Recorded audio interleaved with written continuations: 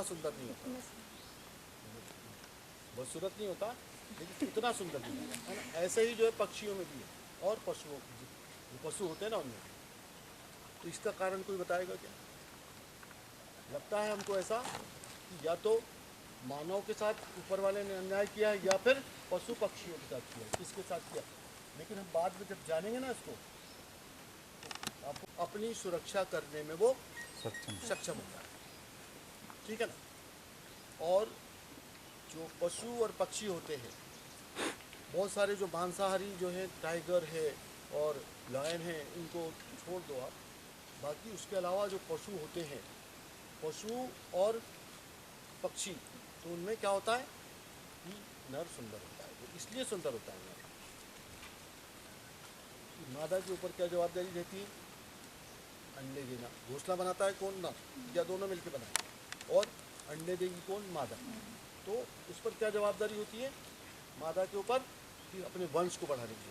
ये दुनिया कैसे चल रही है? वंश बढ़ रहा है, इसी से चल रही है ना। चाहे वो मानव हो, चाहे मतलब कोई जानवर हो, या चाहे कोई कीट हो, पक्षी हो, या वनस्पति हो, दुनिया चल रही है जो वंश बढ़ने के कारण चल रही है ना। तो वंश बढ़ाने की जवाबदारी किस पे होती है? मादा। इसलिए जो है, अगर वो सुंदर होगी मादा, तो क्या होगा कि कोई भी मांसाहारी प्राणी उसको जल्दी से अपना शिकार बना देगा, और वो फिर वंश बढ़ाने की जो स्थिति है वो नहीं रहेगी, है ना। तो जो ईश्वर है ना, उसने बिल्कुल बराबर न्याय किया है, क्योंकि वो लोग अपनी सुरक्षा करने में स्वयं सक्षम नहीं है, ठीक है ना। अंडे हैं तो लावारिस पड़े हैं, खा लिए, ठीक है। अगर मान लो वो निश्चित रूप से सुंदर होंगे तो ये मांसाहारी प्राणी जल्दी आकर्षित होंगे। समझ में आया कि नहीं आया? आ गया ना। अब चलिए अपन इसको ब्रेक कर देते। दूसरे के पूरक है, और सबको जीने, मतलब सब जिएंगे तब, मतलब अगर एक मरता है तो निश्चित रूप से उसका असर दूसरे पे पड़ता है। एक दूसरे के पूरक, ठीक है। अभी मैंने आपको बताया था वो सड़ाने वाले जो बैक्टीरिया होते हैं, फंजाई होती है, दीमक होती है, जरूरी है कि नहीं वो। इसी तरह से जो कीट है, उनके कीट के महत्व के बारे में अपन जानते हैं। कीट को किसको किसको बोलते हैं? तितली, तितली होती है ना, मच्छर है, मक्खियाँ हैं, जितनी मक्खियाँ हैं वो सब कीट। मक्खियाँ हानि भी, मतलब शहद की मक्खियाँ, ये भी मतलब कीट है ना। तो इनका क्या महत्व है तो बताएगा क्या? आपके पाठ्यक्रम में है इसका, तो क्या क्या महत्व है इनका? कीटों का, तितलियों का, मधुमक्खियों का क्या महत्व है? क्या करते हैं ये?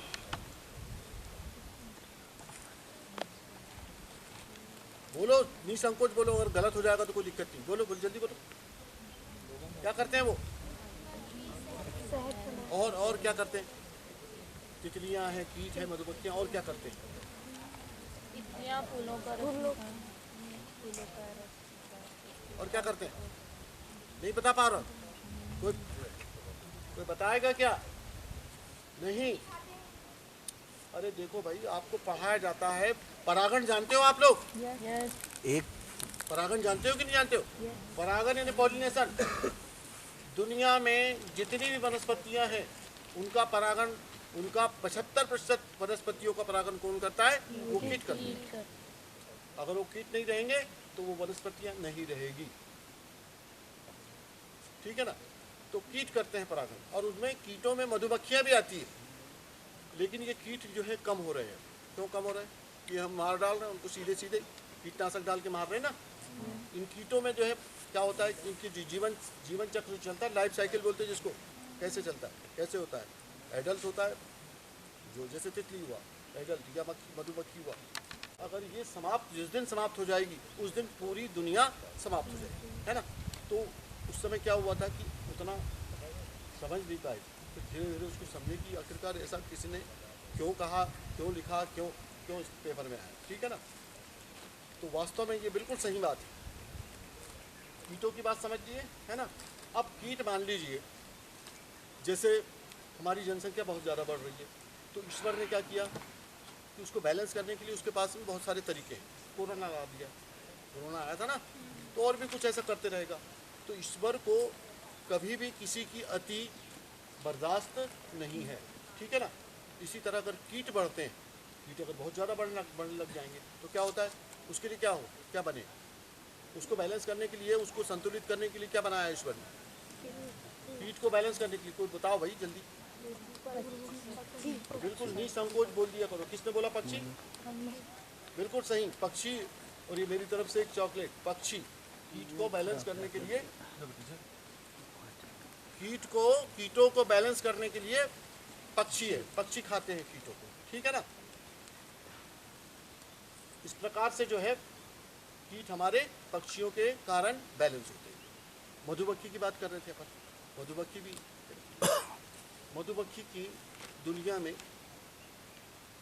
कितनी प्रजातियां पाई जाती हैं? 20,000 प्रजातियां। इनमें से 5 प्रजातियां क्या होती है?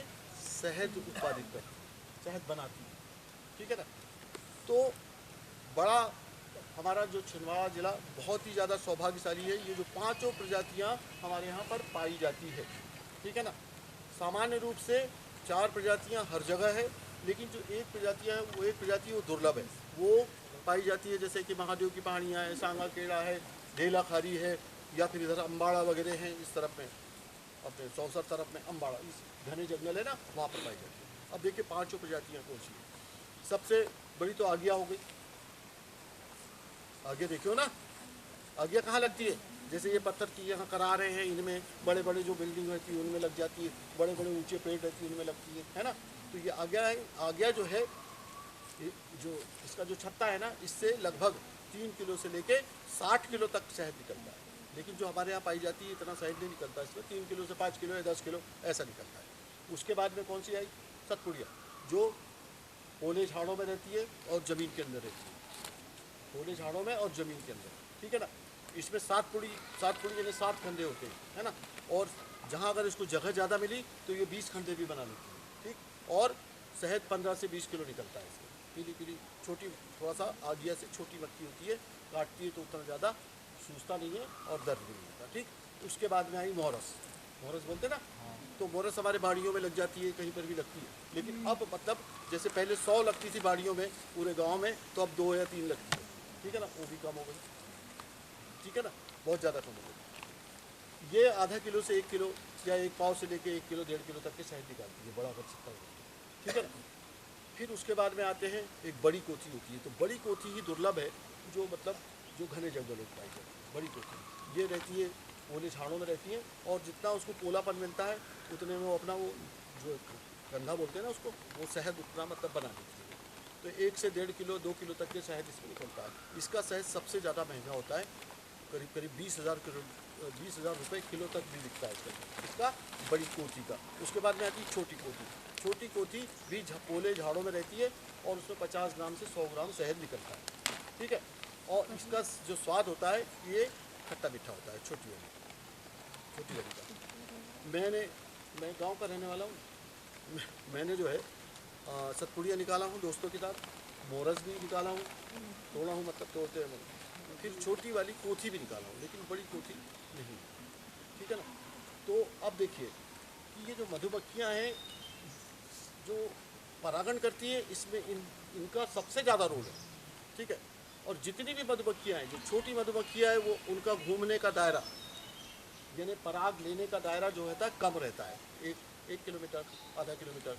जो जैसे आगिया है उसका 10 किलोमीटर तक रहता है, यानी यहाँ लगी है वो तो 10 किलोमीटर तक आसपास घूमेगी वो, और अपना वो रस या उसको नेक्टर बोलते हैं, पराग जो है वो चूसती है। कहाँ से? फूलों से, है ना।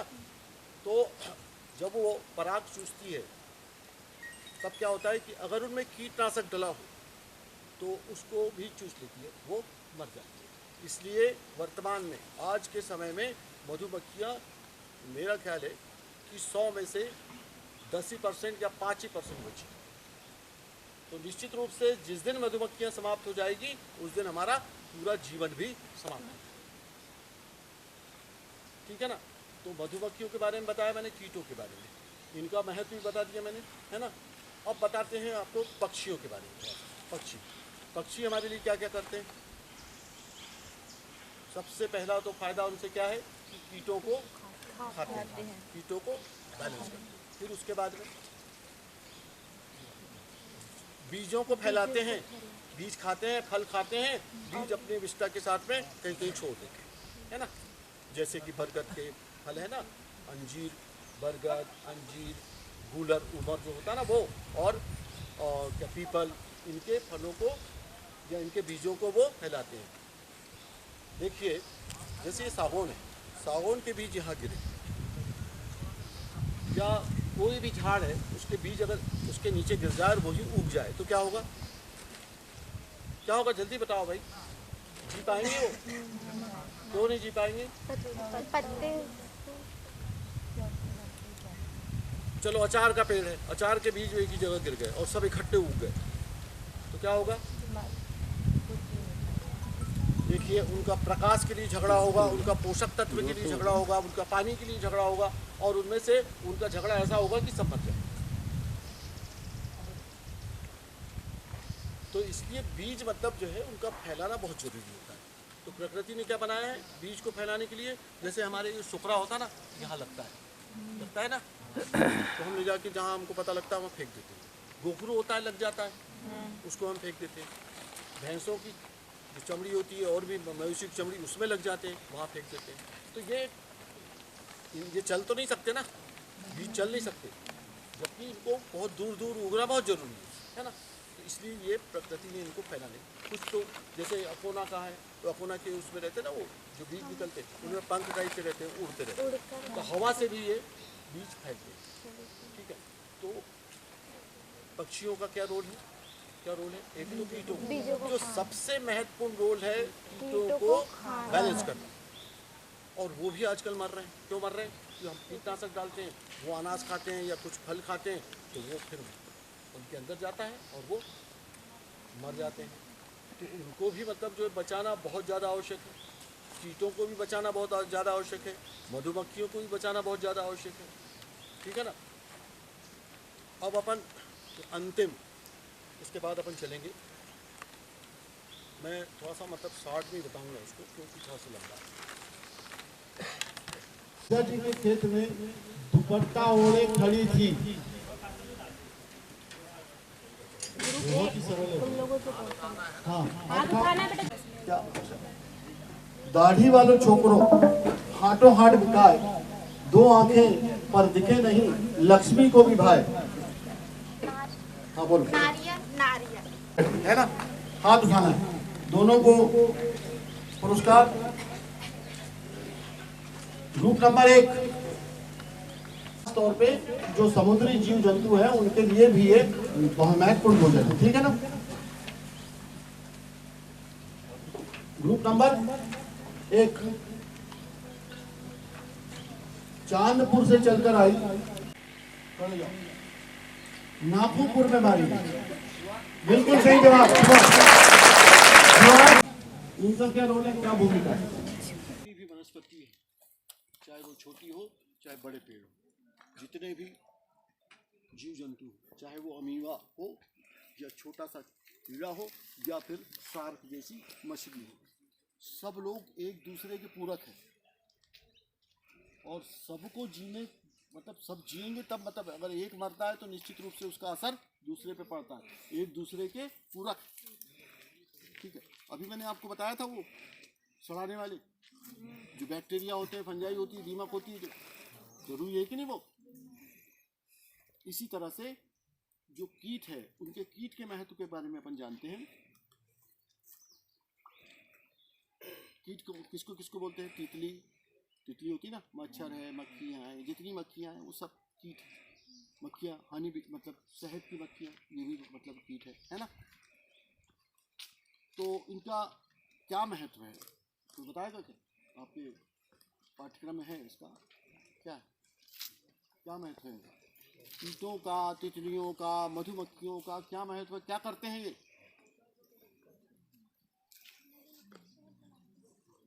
बोलो, निसंकोच बोलो, अगर गलत हो जाएगा तो कोई दिक्कत नहीं, बोलो बोलो जल्दी बोलो। क्या करते हैं वो? और क्या करते हैं? तितलियां हैं, कीट है, मधुमक्खियां, और क्या करते हैं? पत्तियाँ, फूलों का रस निकाल। और क्या करते हैं? नहीं बता पा रहा? कोई कोई बताएगा क्या? नहीं। अरे देखो भाई, आपको पढ़ाया जाता है परागण। जानते हो आप लोग? एक परागण जानते हो कि नहीं जानते हो? परागण यानी पॉलिनेशन। दुनिया में जितनी भी वनस्पतियां हैं उनका परागण, उनका 75% वनस्पतियों का परागण कौन करता है? वो कीट करते हैं। अगर वो कीट नहीं रहेंगे तो वो वनस्पतियां नहीं रहेगी। ठीक है ना? तो कीट करते हैं परागण, और उसमें कीटों में मधुमक्खियां भी आती है। लेकिन ये कीट जो है कम हो रहे हैं। क्यों कम हो रहे हैं? ये हम मार डाल रहे हैं उनको, सीधे सीधे कीटनाशक डाल के मार रहे हैं ना। इन कीटों में जो है क्या होता है, इनके जीवन जीवन चक्र चलता है, लाइफ साइकिल बोलते हैं जिसको। कैसे चलता है, कैसे होता है? एडल्ट होता है, जो जैसे तितली हुआ एडल्ट, या मक्खी मधुमक्खी हुआ, पहले ये उड़ने वाली मक्खी एडल्ट कहलाती है। फिर उसके बाद में अंडा देती है। वो अंडा से फिर क्या निकलता है? लार्वा। लार्वा माने इल्ली। जो ये इल्ली ही मतलब पत्तियां खाती है, इसी को मारते हैं। इल्ली के बाद में लार्वा, के बाद में प्यूपा, प्यूपा के बाद में फिर एडल्ट। तो ये चक्र चलता रहता। तो हम उनको मार दे रहे हैं। हमारे पूरे जो पूरा विश्व है ना, और जितनी मतलब पृथ्वी पर जितने जीव जंतु है उनके लिए बहुत ज़्यादा हानिकारक है। अगर ये सब समाप्त हो गए तो हमको जो भोजन मिल रहा है ना, ये भोजन नहीं मिलेगा और हमारा अस्तित्व समाप्त हो जाएगा। ये एक अलग चीज़ है कि अगर हम नहीं रहेंगे ना तो उनका बाल बाका भी नहीं होगा। ठीक है? तो कीटों का कितना बड़ा महत्व है, इसको हम बिल्कुल नज़रअंदाज कर दे रहे हैं। हम बिल्कुल उस तरफ में ध्यान नहीं दे रहे। ठीक है ना? तो ये कीटनाशक को किसी न किसी दिन हमको निश्चित रूप से बंद करना पड़ेगा, प्रतिबंधित करवाना पड़ेगा। नहीं तो हमारे जो कीट अगर मान लो मर गए तो फिर हमको अनाज या भोजन नहीं मिल पाएगा। ठीक है? बहुत पहले 10 साल पहले मैं सुना था कि हमारी जो मधुमक्खियां हैं, है ना, जो मधुमक्खियां हैं, अगर ये समाप्त, जिस दिन समाप्त हो जाएगी उस दिन पूरी दुनिया समाप्त हो जाएगी, है ना। तो उस समय क्या हुआ था कि उतना समझ नहीं पाए थे। फिर धीरे धीरे उसको समझे कि आखिरकार ऐसा किसने क्यों कहा, क्यों लिखा, क्यों क्यों इस पेपर में आया। ठीक है ना? तो वास्तव में ये बिल्कुल सही बात है। कीटों की बात समझ लिए, है ना। अब कीट मान लीजिए, जैसे हमारी जनसंख्या बहुत ज़्यादा बढ़ रही है, तो ईश्वर ने क्या किया कि उसको बैलेंस करने के लिए उसके पास में बहुत सारे तरीके हैं। कोरोना आ गया, कोरोना आया था ना, तो और भी कुछ ऐसा करते रहेगा। तो ईश्वर को कभी भी किसी की अति बर्दाश्त नहीं है। ठीक है ना? इसी तरह अगर कीट बढ़ते हैं, कीट अगर बहुत ज़्यादा बढ़ने लग जाएंगे तो क्या होता है, उसके लिए क्या बने, उसको बैलेंस करने के लिए, उसको संतुलित करने के लिए क्या बनाया ईश्वर ने? कीट को बैलेंस करने के लिए। कोई बताओ भाई जल्दी। बिल्कुल निसंकोच बोल दिया करो। किसने बोला? पक्षी। बिल्कुल सही, पक्षी। और ये मेरी तरफ से एक चॉकलेट। पक्षी कीट को बैलेंस करने के लिए, कीटों को बैलेंस करने के लिए पक्षी है। पक्षी खाते हैं कीटों को। ठीक है ना? इस प्रकार से जो है कीट हमारे पक्षियों के कारण बैलेंस होते हैं। मधुमक्खी की बात कर रहे थे अपन। मधुमक्खी भी, मधुमक्खी की दुनिया में कितनी प्रजातियां पाई जाती है? 20,000 प्रजातियां। इनमें से 5 प्रजातियां क्या होती है? शहद उत्पादित करती है, शहद बनाती है। ठीक है ना? तो बड़ा हमारा जो छिंदवाड़ा जिला बहुत ही ज़्यादा सौभाग्यशाली है। ये जो 5 प्रजातियां हमारे यहाँ पर पाई जाती है। ठीक है ना? सामान्य रूप से 4 प्रजातियां हर जगह है, लेकिन जो एक प्रजातियां है, वो एक प्रजाति वो दुर्लभ है, वो पाई जाती है। जैसे कि महादेव की पहाड़ियाँ है, सांगा केला है, धेला खारी है, या फिर इधर अम्बाड़ा वगैरह। आपने बताया भी, जितने भी इस पृथ्वी पर पशु होते हैं, पक्षी होते हैं, है ना, पक्षी और पशु, उनमें हमेशा नर सुंदर होता है ना। और जो मानव होता है ना, तो उसका जस्ट उल्टा होता है। उसमें क्या होता है कि मादा या फीमेल सुंदर होती है, लेकिन नर क्या होता है, उतना सुंदर नहीं होता। बहुत सूरत नहीं होता, लेकिन उतना सुंदर नहीं होता, है ना। ऐसे ही जो है पक्षियों में भी और पशुओं, जो पशु होते हैं ना, उनमें भी। तो इसका कारण कोई बताएगा क्या? लगता है हमको ऐसा कि या तो मानव के साथ ऊपर वाले ने अन्याय किया है या फिर पशु पक्षियों के साथ किया है, किसके साथ किया। लेकिन हम बाद में जब जानेंगे ना इसको, तो आपको मालूम ऊपर वाला कभी भी अन्याय नहीं करता है ना। तो बताइए आप लोग, ऐसा क्यों? जल्दी बताओ भाई, जल्दी।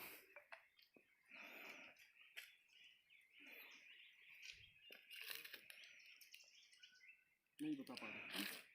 देखिए, मानव जो होता है ना, वो चाहे वो नर हो या मादा, अपनी सुरक्षा करने में वो सक्षम होता है, ठीक है ना। और जो पशु और पक्षी होते हैं, बहुत सारे जो मांसाहारी जो है, टाइगर है और लायन है, इनको छोड़ दो आप।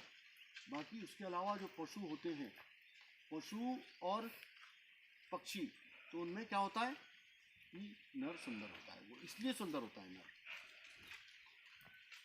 मादा के ऊपर क्या जवाबदारी रहती है? अंडे देना। घोंसला बनाता है कौन? नर, या दोनों मिलकर बनाएंगे। और अंडे देगी कौन? मादा। तो उस पर क्या जवाबदारी होती है मादा के ऊपर? कि अपने वंश को बढ़ाने की। ये दुनिया कैसे चल रही है? वंश बढ़ रहा है, इसी से चल रही है ना। चाहे वो मानव हो, चाहे मतलब कोई जानवर हो, या चाहे कोई कीट हो, पक्षी हो, या वनस्पति हो, दुनिया चल रही है जो वंश बढ़ने के कारण चल रही है ना। तो वंश बढ़ाने की जवाबदारी किस पे होती है? मादा। इसलिए जो है, अगर वो सुंदर होगी मादा, तो क्या होगा कि कोई भी मांसाहारी प्राणी उसको जल्दी से अपना शिकार बना लेगा, और वो फिर वंश बढ़ाने की जो स्थिति है वो नहीं रहेगी, है ना। तो जो ईश्वर है ना, उसने बिल्कुल बराबर न्याय किया है, क्योंकि वो लोग अपनी सुरक्षा करने में स्वयं सक्षम नहीं है, ठीक है ना। अंडे हैं तो लावारिस पड़े खाली, ठीक है। अगर मान लो वो निश्चित रूप से सुंदर होंगे तो